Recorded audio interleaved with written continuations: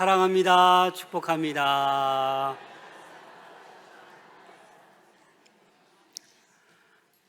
사랑하는 여러분, 오늘은 벌써 대림절 세 번째 주일입니다.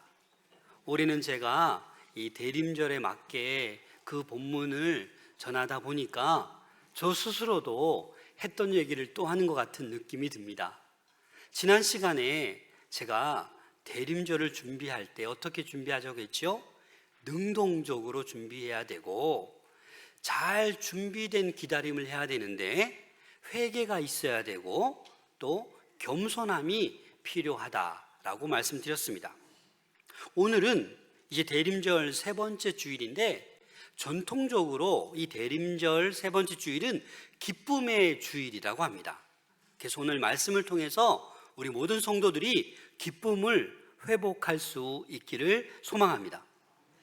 지난 우리 부흥사경회를 통해서 5번의 참 은혜로운 말씀을 우리가 들었습니다.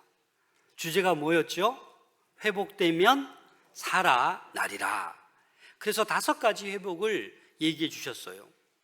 은사, 은혜, 기도, 사명, 일꾼의 회복에 대해서 말씀해 주셨습니다.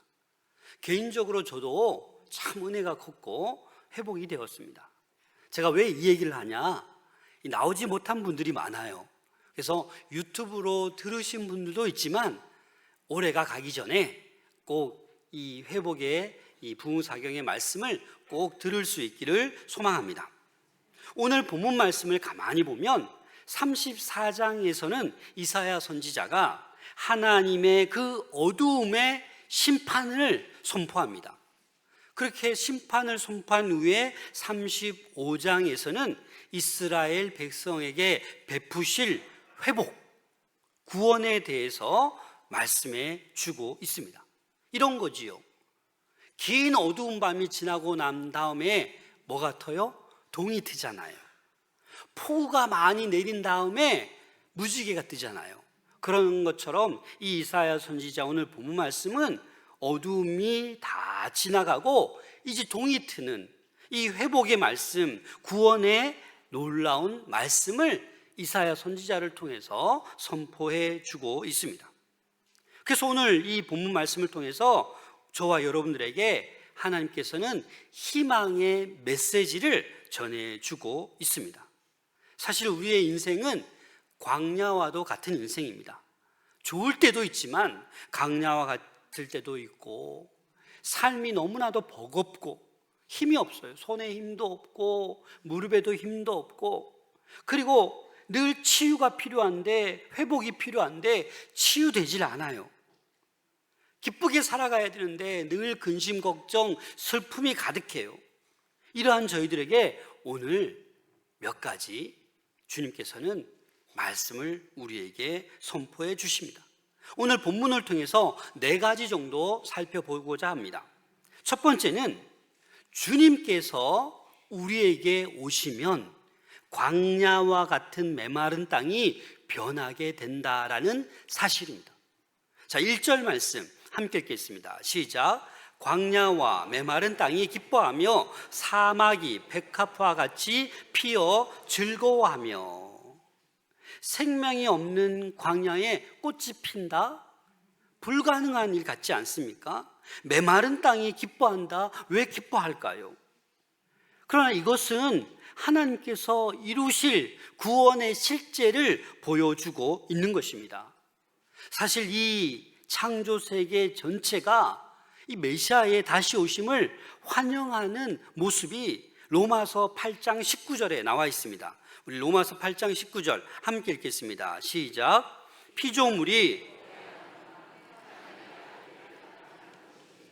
피조물도 고대하는 거예요. 피조물도 기다리는 거예요.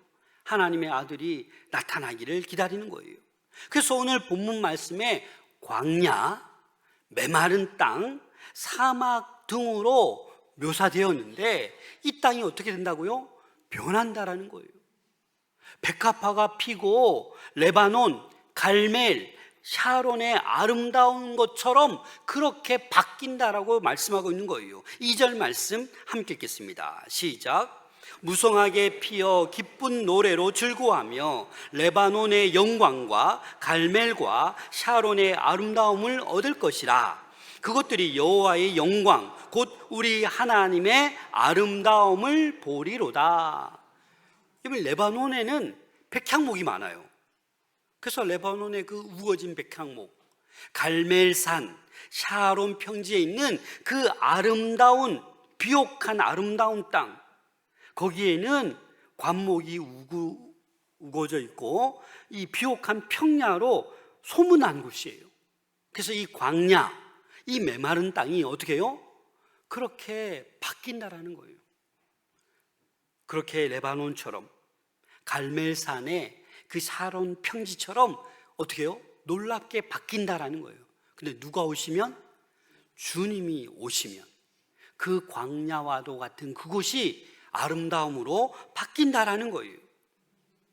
다시 말해서 주님이 임하셔야만 변화가 일어나는 거예요. 황폐함이 영광으로 바뀌는 거예요. 죽음이 생명으로 바뀌는 거예요. 슬픔이 기쁨으로 변화되는 거예요. 근데 그것은 다른 것이 아니라 광야와도 같은 우리 마음에 주님이 임하셔야 이런 놀라운 역사가 일어날 줄로 믿습니다. 그래서 우리의 삶이 솔직히 광야와 같잖아요. 그래서 우리는 이 대림절에 이렇게 질문해야 돼요. 내 삶의 어느 광야에 예수님을 맞이할 준비를 나는 하고 있는가? 다시 말해서 여러분들 어떻습니까? 어떤 분은 질병이 찾아왔어요. 찾아오지 말아야 될 질병이 나에게 찾아왔어요. 병원을 오가며 치료를 받지만 쉽게 나아지지 않습니다. 어떤 분은 사업에 실패했어요. 배신당했어요. 사기당했어요. 그래서 경제적으로 어려움을 당하고 있어요. 어떤 분은 일자리를 잃어버렸어요. 백수 생활이 길어지고 있어요.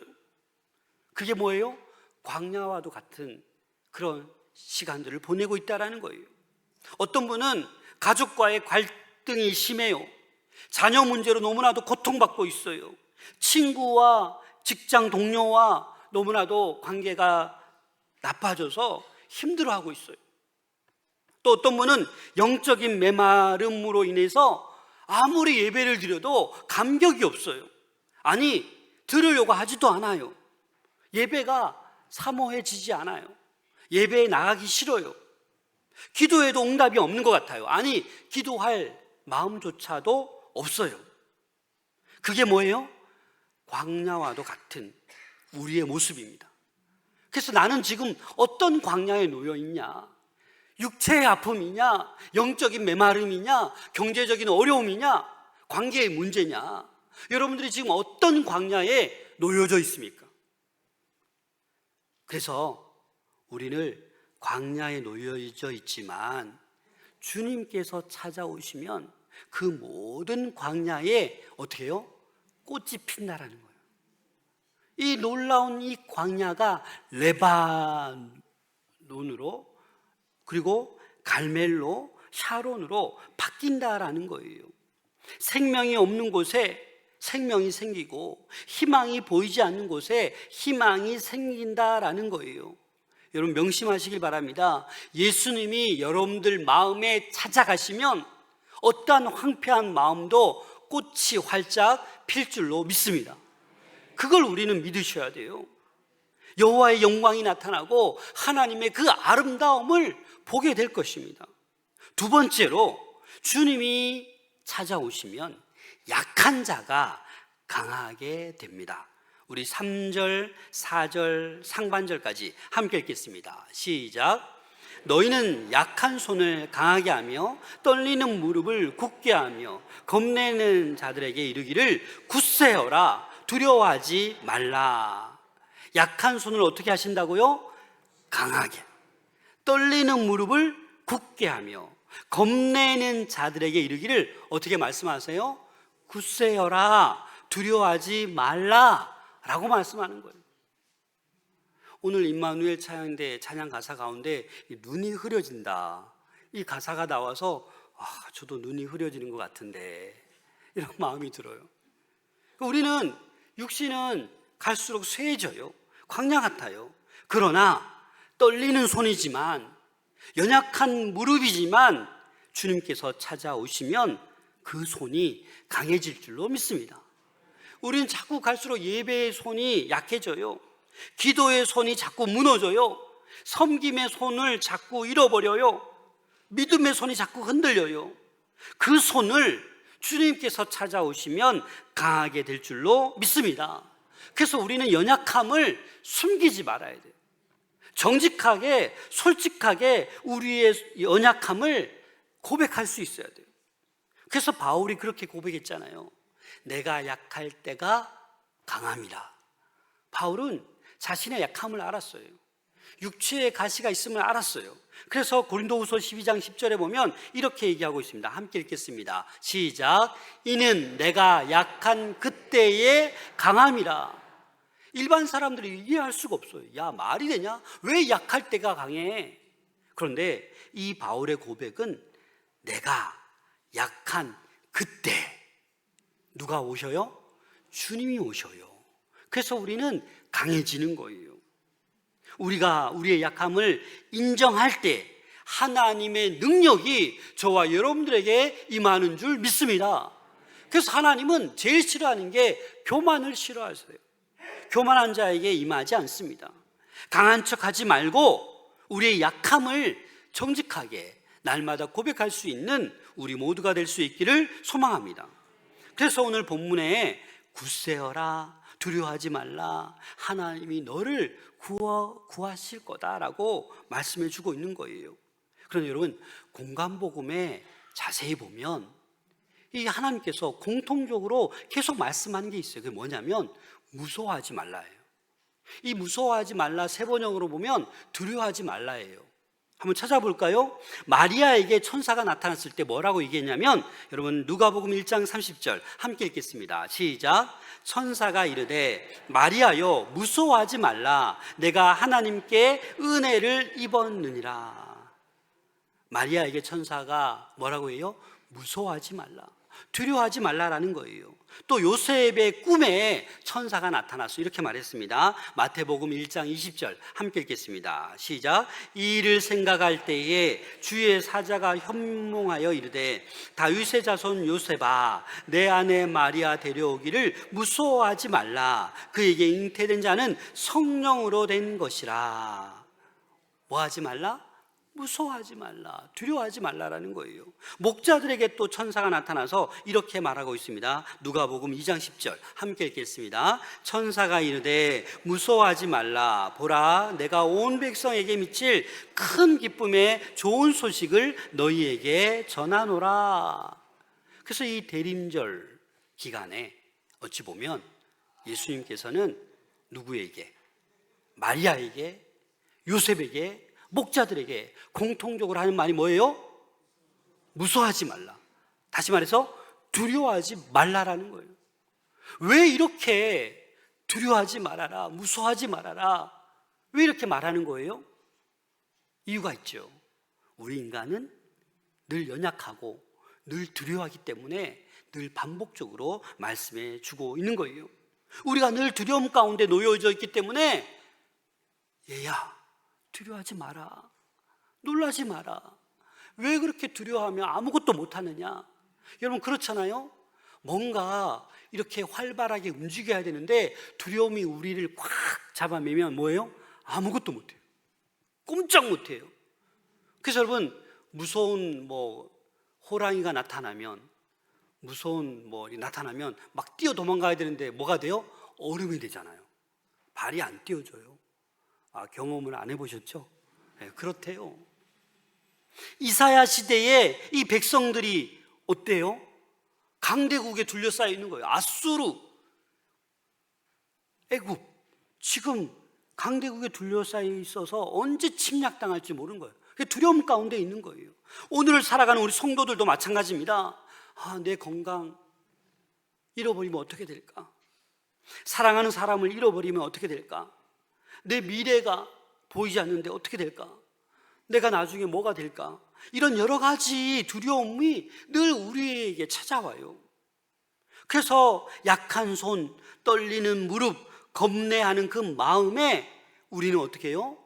솔직하게, 정직하게 하나님께 구할 수 있어야 되는 거예요.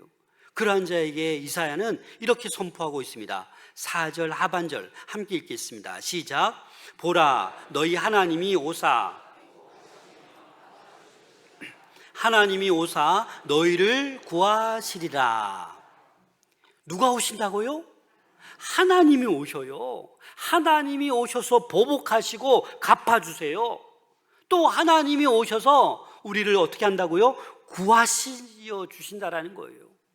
자, 여기서 중요한 핵심이 있습니다. 우리가 하나님께 가는 게 아니에요. 하나님께서 여러분들에게 찾아오십니다. 그래서 우리는 하나님께서 우리에게 오셔야 우리는 어떻게 할 수 있다? 강할 수가 있다. 육신이 약해도, 두려움으로 가득 차 있어도, 영적으로 메말라 있어도, 아무것도 안 보이고 근심과 걱정이 가득해도 주님만이 찾아오시면 우리는 강하게 될 줄로 믿습니다. 이 육신의 문제가 아니에요. 영적인 문제가 아니에요. 이 모든 문제에 주님만이 찾아오심으로 모든 것이 해결될 줄로 믿습니다. 그래서 우리는 주님이 찾아오시기를, 우리는 이 대림절 기간에 간절히 소망하고 기다려야 하는 거예요. 그가 오사 너희를 구하시리라. 이건 희망사항이 아니에요. 약속의 말씀입니다. 이 벌써 확정하신 미래에 이루어질 일을 얘기하고 있는 거예요. 그래서 예수님은 십자가상에서 뭐라고 얘기하셨어요? 다 이루었다. 다 이루었다고 얘기하잖아요. 그 선포와 동시에 저와 여러분들은 어떻게 살아가고 있어요? 아직도 미완성된 그 구원을 향해 나아가고 있는 거예요. 다시 말해서 예수님께서 재림하실 때, 다시 오실 때 우리의 모든 구원은 완성되는 거예요. 저와 여러분들은 이미 구원을 받았습니다. 믿으십니까? 이미 받았지만 아직 완성되지 않은 거예요. 왜? 예수님께서 이 땅에 재림하지 않으셨기 때문에. 그래서 이 대림절 기간에는 이미와 아직 사이에 있는 거예요. 그래서 이 대림절에 긴장을 가지고, 불안한 긴장이 아니라 희망의 긴장이에요. 왜? 주님께서 다시 오심을 우리는 믿고 있기 때문에, 약속하셨기 때문에. 그리고 그 다시 오실 주님이 이 대림절 기간에 지금 우리에게, 광야 같은 나에게, 연약한 나에게 찾아오시도록 우리는 기다리는 거예요. 세 번째, 주님께서 찾아오시면 놀라운 역사가 일어나는데 어떠한 역사입니까? 치유의 역사, 회복의 역사가 일어납니다. 5절 6절 말씀 함께 읽겠습니다. 시작. 그때에 맹인의 눈이 밝을 것이며 못 듣는 사람의 귀가 열릴 것이며 그때에 저는 자는 사슴같이 뛸 것이며 말 못하는 자의 혀는 노래하리니. 그때에 반복하고 있습니다. 그때가 언제예요? 예수님께서 도래하실 때, 주님께서 임하실 때라는 거예요. 세례 요한이 감옥에 있으면서 몇몇 제자들을 예수님께 보냈어요. 예수님께 보내서 이렇게 좀 질문 좀 해봐라. 다시 오실 그이가 당신입니까? 아니면 당신이 아니면 우리가 다른 사람을 기다려야 됩니까? 라고 세례 요한이 감옥에 있으면서 제자들 보내서 물어봤어요. 그때 예수님께서 뭐라고 대답하셨습니까? 누가복음 7장 21절 22절 함께 읽겠습니다. 시작. 마침 그때에 예수께서 질병과 고통과 및 악귀 들린 자를 많이 고치시며 또 많은 맹인을 보게 하신지라. 예수께서 대답하여 이르시되 너희가 가서 보고 들은 것을 요한에게 알리되 맹인이 보며 못 걷는 사람이 걸으며 나병 환자가 깨끗함을 받으며 귀먹은 사람들이 들으며 죽은 자가 살아나며 가난한 자에게 복음이 전파된다 하라. 여러분, 이 말씀이 어디의 말씀이에요? 이사야 35장의 말씀이에요.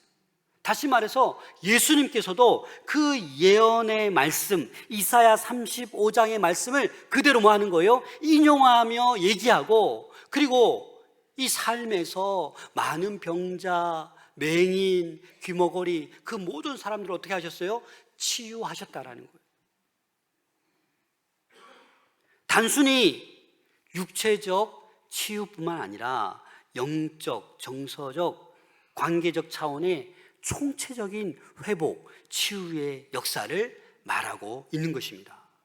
사랑하는 여러분, 예수님이 오셨을 때 이러한 모든 일들이 일어나는 줄로 믿으시길 바랍니다. 맹인이 눈을 뜨게 되고 주님의 음성을 듣지 못했던 사람이 주님의 음성을 듣게 되는 거예요.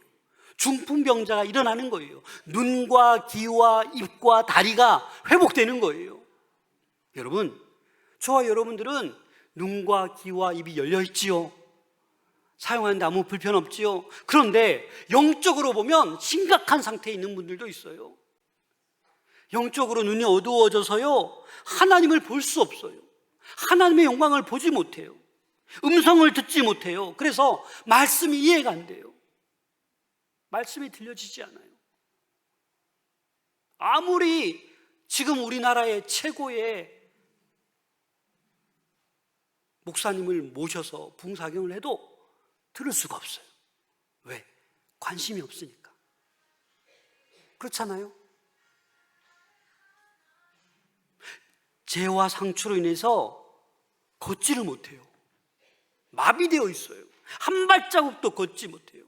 이 죄의 문제, 이 상처의 문제가 해결돼야 하나님을 향해 걸어가고 달려가는데 꼼짝하지 못해요. 슬픔과 절망 가운데 있어서 찬양하고 싶은 마음도 없어요. 여러분, 임마누엘 찬양대 이렇게 매주 찬양하는 거 보통 일이 아니에요. 마음이 상하면 얼굴 보면 알잖아요. 찬양하고 싶겠어요.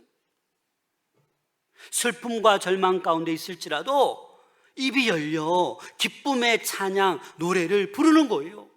근데 그게 어떨 때 가능하다고요? 주님이 찾아오셨을 때. 우리의 모든 영적인 문제, 또 하나님의 음성을 들을 수 있는 이 죄와 상처의 문제, 이 슬픔과 절망의 문제가 다 해결될 줄로 믿습니다. 6절 하반절 말씀 함께 읽겠습니다. 시작. 이는 광야에서 물이 솟겠고 사막에서 시내가 흐를 것임이라. 갑자기 광야에서 물이 솟아요. 그리고 사막에 시내가 강이 흐른대요. 여러분, 이 물은 뭘 상징하는 거예요? 생명을 상징하는 거예요. 죽음의 땅이 생명의 땅으로 변화된다라는 거예요. 성령의 역사를 예표하는 거예요. 신약에 와서는 물이 뭘 얘기하냐면 성령을 상징해요. 그래서 요한복음 4장 14절에 보면 함께 읽겠습니다. 시작. 내가 주는 물을 마시는 자는 영원히 목마르지 아니하리니 내가 주는 물은 그 속에서 영생하도록 솟아나는 샘물이 되리라. 우리 가운데 치유가 필요하신 분들이 있어요. 몸의 질병, 마음의 상처로 아파하는 자들이 있어요. 영적으로 메말라 있는 분들이 있어요. 감격이 없고 아무리 기도해도 하늘문은 닫혀 있는 것 같아요. 그러나 주님이 오시면 그 모든 문제가 해결될 줄로 믿습니다. 광야에 물이 솟는 것처럼, 사막에 강이 흐르는 것처럼 그렇게 회복의 역사가 시작될 줄로 믿습니다. 그래서 우리는 이 대림절 기간에 다른 생각하지 말고 2000년 전에도 오셨고 지금도 역사하시고 미래에도 다시 오실 예수 그리스도를 우리 마음 가운데 모실 수 있기를 소망합니다. 그리고 네 번째, 주님이 오시면 그 주님께서 저와 여러분들을 거룩한 길로 인도하십니다. 8절 말씀 함께 읽겠습니다. 시작.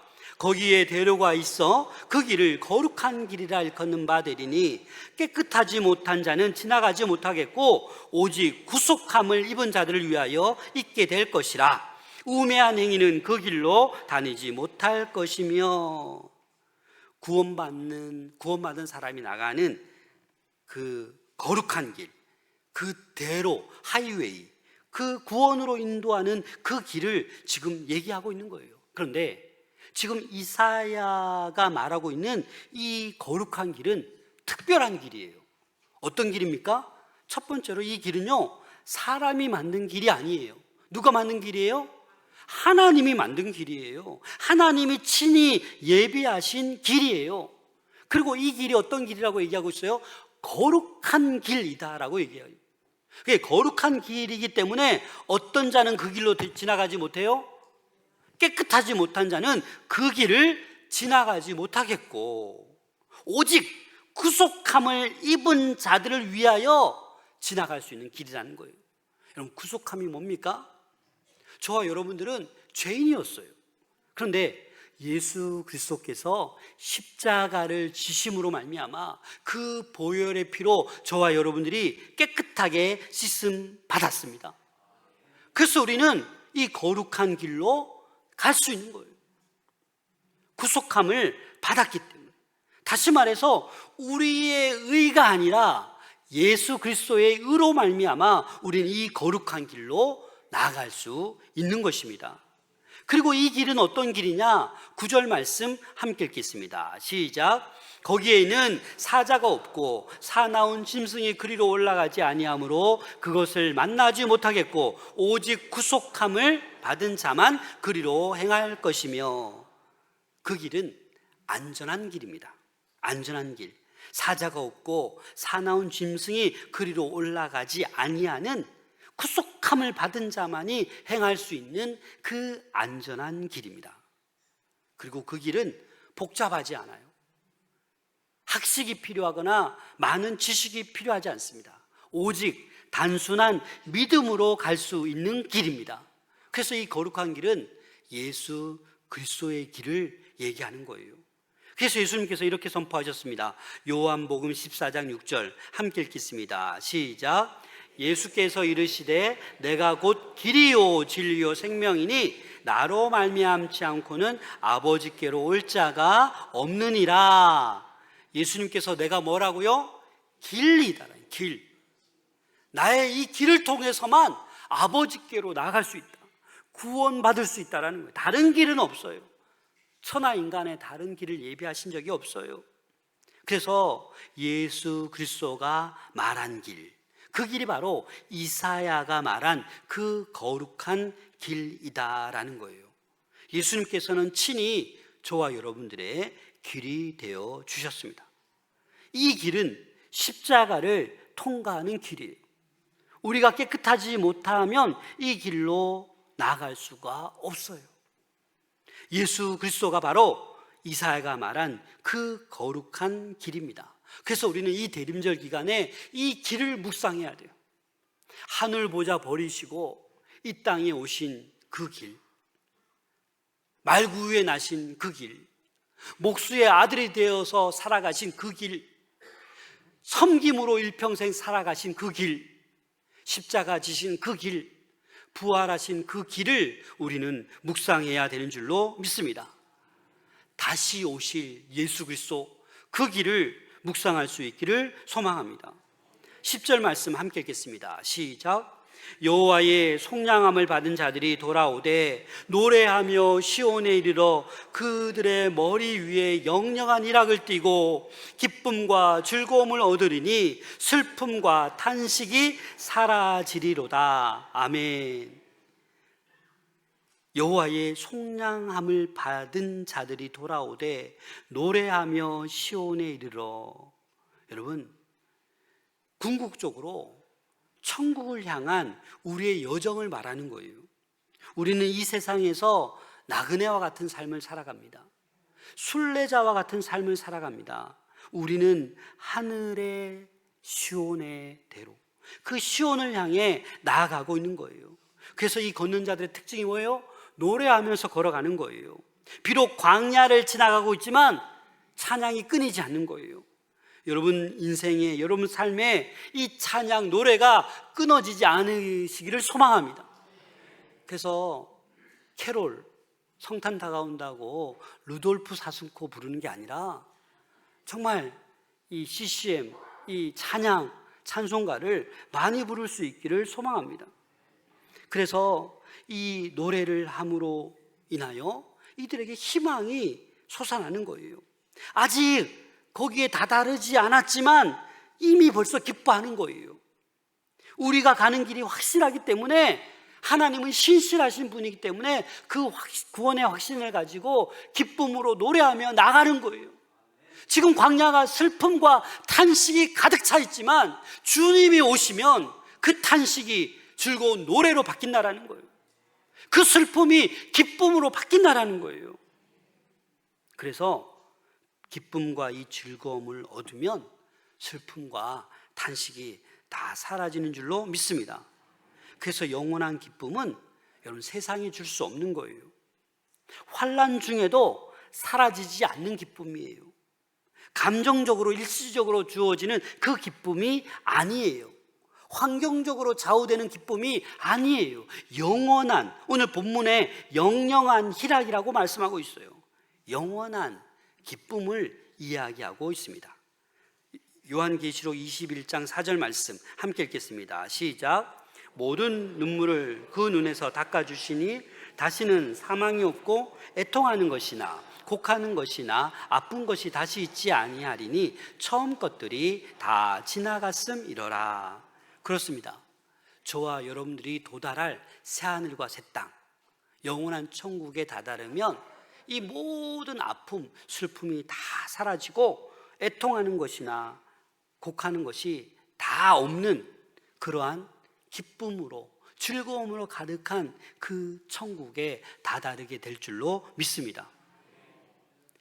여러분, 네게부 사막이 어디 있죠? 이스라엘 남부 지역에 네게부 사막이 있습니다. 근데 이스라엘 땅의 거의 50% 이상을 차지해요. 근데 이 네게부 사막에 비가 거의 오지 않는데 1년에 한두 번씩 폭우가 쏟아진대요. 비가 오면 그 사막이 어떻게 변하냐면 꽃밭으로 변한대요.